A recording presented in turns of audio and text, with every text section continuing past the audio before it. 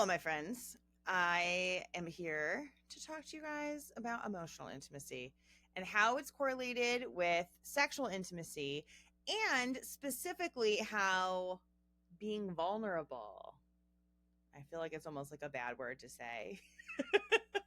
Like, okay, are people going to think that's not a sexy word and stop listening? But it is a sexy word, so keep listening.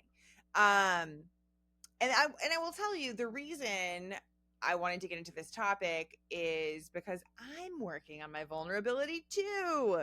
I have quarterly meetings with my friend Jacqueline. Shout out to Jacqueline, and we check in on all areas of our life. So we check in on our business. She's a therapist too. We check in on social life and in romantic life. We check in on health, um, any other goal areas too. So it's really cool. And so I was just like, I don't really feel like setting a goal that's like, I'm gonna like lose 5 pounds, or I'm gonna like try to make an extra whatever amount of money this quarter.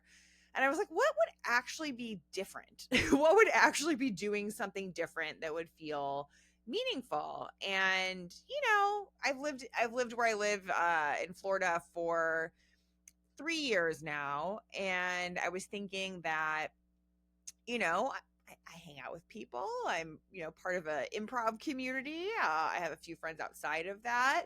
I get out and do some, paddle boarding and kayaking with people. So, there's people, but I was thinking, I have some really close friends that don't live here, and I would love to sort of deepen some of the local relationships. And so when I was thinking about it, I realized it probably takes vulnerability. And it was really interesting because, and by the way, if you hear background noises, I have a new little kitten. And if he climbs on me during this recording, I will show him to the camera. He's very cute. Oh, here he is on my foot already. As if on cue. But this is his room. He's had to be quarantined in here in my office. I got him about, 13 days ago, almost 2 weeks. It'll be 2 weeks tomorrow night. And I actually found, this is a fun story, unrelated to sex, but I found him in the bike lane of like a busy street on Monday night a couple weeks ago. Isn't that crazy? It's very crazy to me. His name is Felix. Let's see, he hasn't climbed far enough up on me that I'm going to grab him yet. But he might be making noise and getting into mayhem. In the background is the short of it, and he's a very lovable maniac. So, and he gets like the zoomies and a little extra squirrely late at night, and I'm recording this at night. So, anyways, back to the topic. But what I decided to set as my goal was being a little bit more vulnerable with dating situations and with friendships. And my goal was to have 5 instances of being like notably more either direct. Okay. The little kitten came close. Of being more direct, or just more vulnerable. So it could be like saying you want to hang out with someone could be vulnerable, right? So sometimes with friends, I think, oh, well, I haven't really heard from them in a little bit, or, or is that going to be weird if like I want to hang out with them more than they want to hang out with me? Or, if you go on a date with someone and you tell them you'd like to see them again before they suggest it. So all of these things. And I also, a lot of the clients I work with are married. And sometimes I think we have this idea that like the vulnerability kind of goes away. It's like we're locked in at this point. We're committed. There's hopefully a sense of security, but it doesn't. It doesn't go away. Like I hear this so much from my clients, which was why I thought it would be a great topic for the podcast, because people are feeling like rejected by their partner, if they're not having the sex they want, or they're feeling like some people pleasing dynamics with their partner, and that can prevent vulnerability because you're just saying what the other person wants to hear. Like you're not actually saying how you feel if you're people pleasing. So, oh yeah, if you're watching the video, you maybe can see shadows of the maniac cat trying to climb my furniture. Hopefully next podcast she'll be more under control, but he's very adorable. So yeah, so I wanted to kind of share that it's something I'm working on, and I will also share, I think I did a couple examples so far. So one of my goals was also like call some of my local friends on the phone, or like text them more, or initiate plans. So I did that. So I called one of my local friends. You know, we've talked on the phone before, but not recently. And then we wound up making plans, which was great. And it just kind of was like a natural thing. And she wound up suggesting it.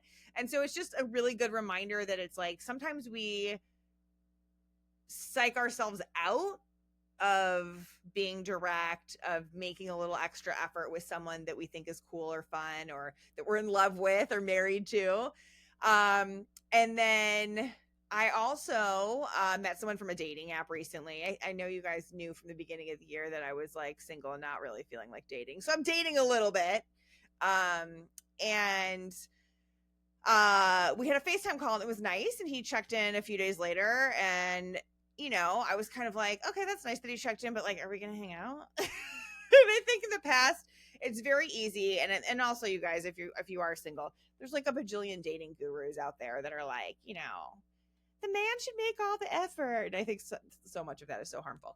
So I just playfully said, you know, so when are you going to ask me to hang out in person? And so he was like, hey, do you want to hang out in person? And it was just kind of a funny moment. But it's something that I think in the past I would have just been like, well, people show up how they show up, right? And sometimes when we have that attitude, it can cause us to be a little bit less vulnerable, or just like less of an active participant in our relationships.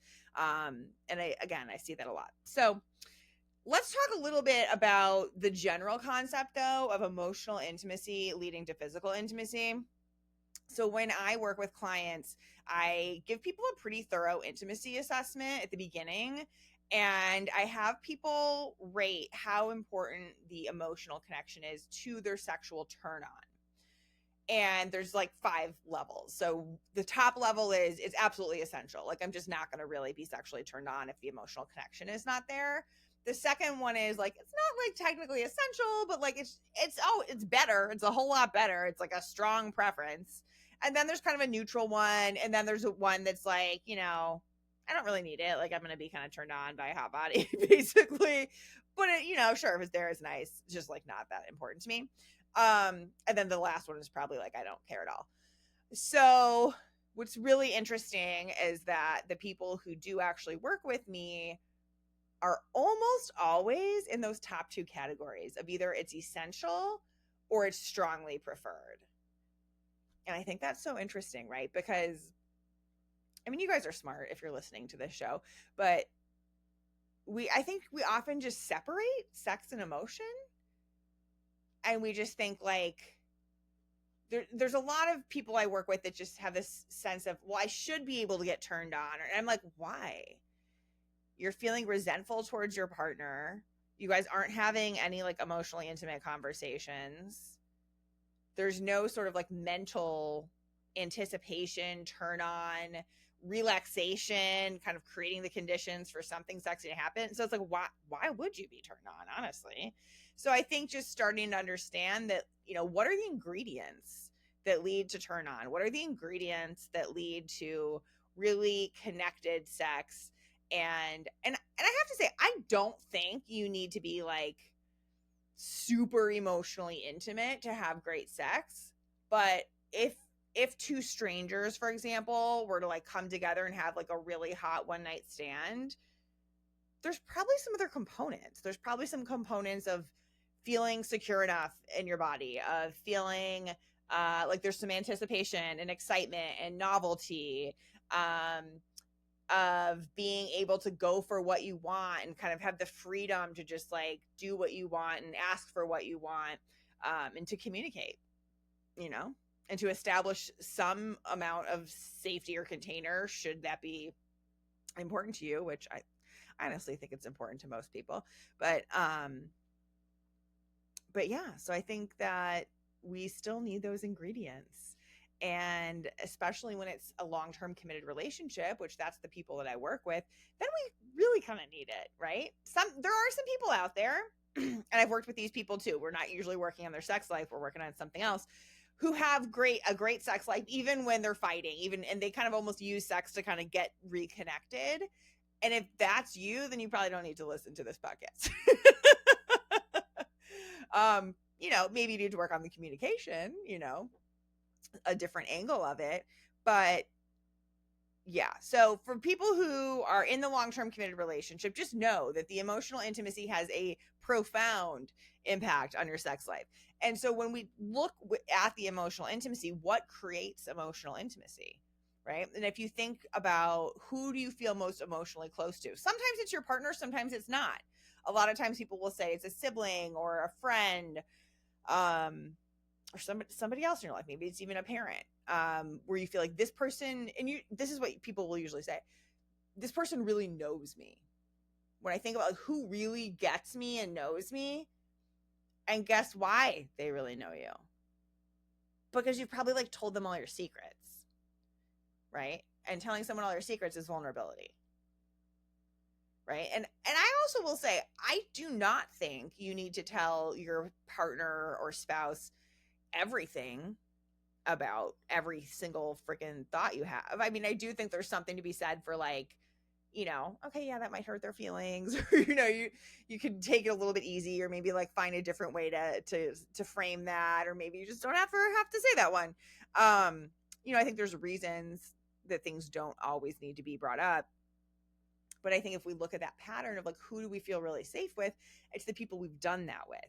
And I also want to, I'll link to this in the show notes, but there's an example that some researchers came up with about sort of the process of creating emotional intimacy. Some of it, so it's 36 questions. So I'm sure some of you have heard of it. I've probably mentioned it in one of the prior episodes, but it's not something I talked about a lot on the podcast. But the questions, there's 3 sets of 12, and they start with like kind of more surfacey things, and then each set gets deeper. And so it's kind of building intimacy. And some of them might just be things like, say one thing you like about the other person, right? And so it compliments. That's another way to be vulnerable, right? Because you're saying, I like this about you.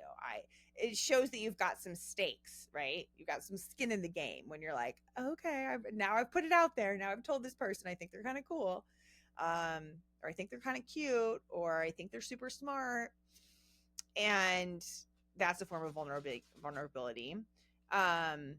Sharing information about yourself, right? And this doesn't always have to feel vulnerable, but it's a form of vulnerability. And so I think as you're listening to this, I would encourage you to just think about what is something that feels a little bit vulnerable to you, and what is something that feels very vulnerable to you, and kind of think about like that whole spectrum, so if we kind of have the 1 to 10 of vulnerability, and can you move up 1 or 2 notches on that spectrum, or can you pick one relationship that you want to deepen and focus on being a little bit more vulnerable there? So again, compliments, sharing your thoughts or feelings, asking for what you want in the relationship, sharing one of your secrets or vulnerabilities or insecurities.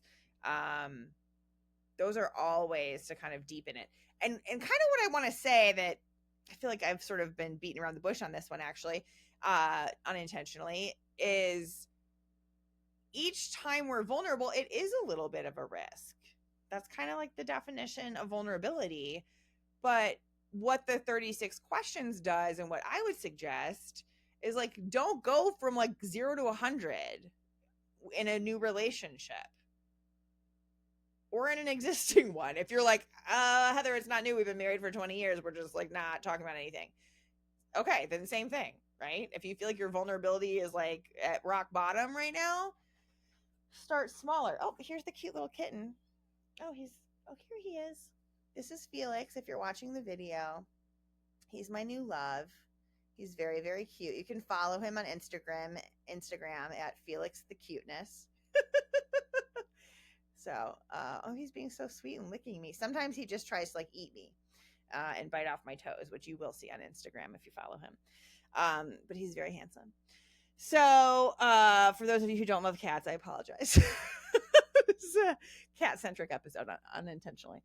Okay, so taking the little risk. So I want to say a couple things about taking the little risk with vulnerability. One, start small.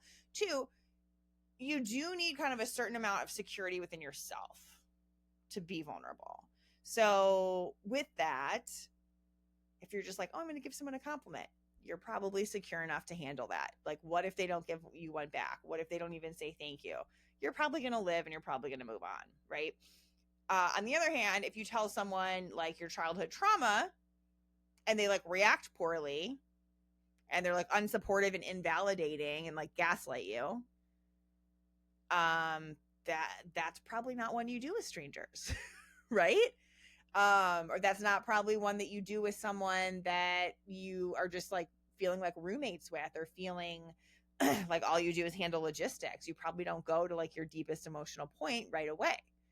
But maybe you do give them some compliments, or maybe you do open up a little bit and say like, hey, I kind of miss you.